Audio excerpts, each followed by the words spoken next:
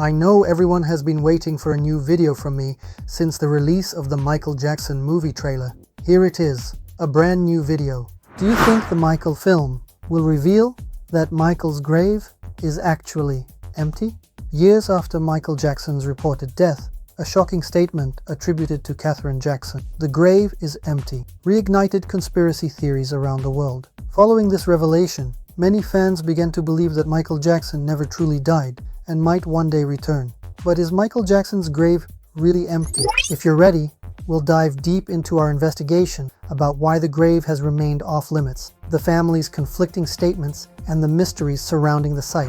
After Michael Jackson's sudden death on June 25, 2009, countless speculations emerged regarding his funeral and burial. Claims that the casket displayed at the memorial was empty, the secrecy and tight security at Forest Lawn Memorial Park, the Jackson family's contradictory comments, and the enduring "Michael is still alive" theories have been debated for years. On July 7, 2009, at Los Angeles Staples Center, a public memorial was held where Michael Jackson's 14-karat gold-plated casket was placed on stage. Since the casket remained closed, the thousands of attendees and millions watching on television never saw Jackson's body. This fueled rumors that the coffin was actually empty. For comparison, while some celebrities, such as James Brown, have chosen open casket ceremonies, closed casket funerals are also quite common. Over the past 50 years, about 70 to 75% of globally known celebrities who passed away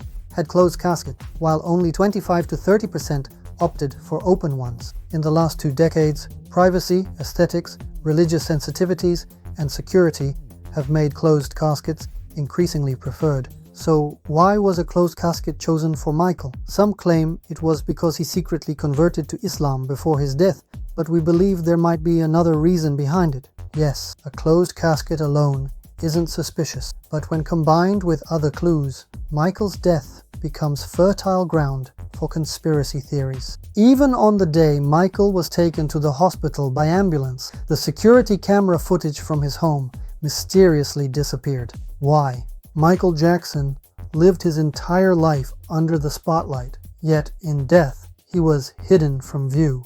Even in his final farewell, the casket remained closed. Was this a coincidence or a carefully orchestrated goodbye?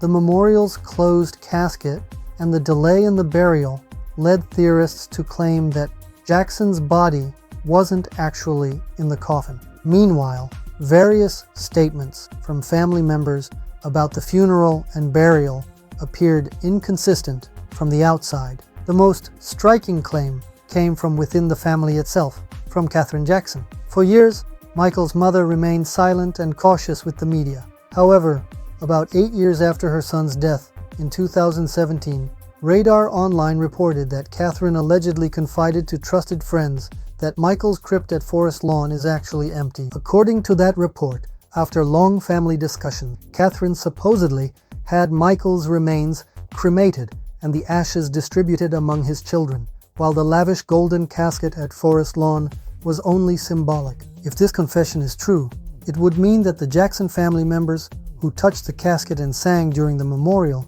gave an extraordinary performance before the world. Nevertheless, in official statements, family members have continued to insist that Michael rests peacefully at Forest Lawn.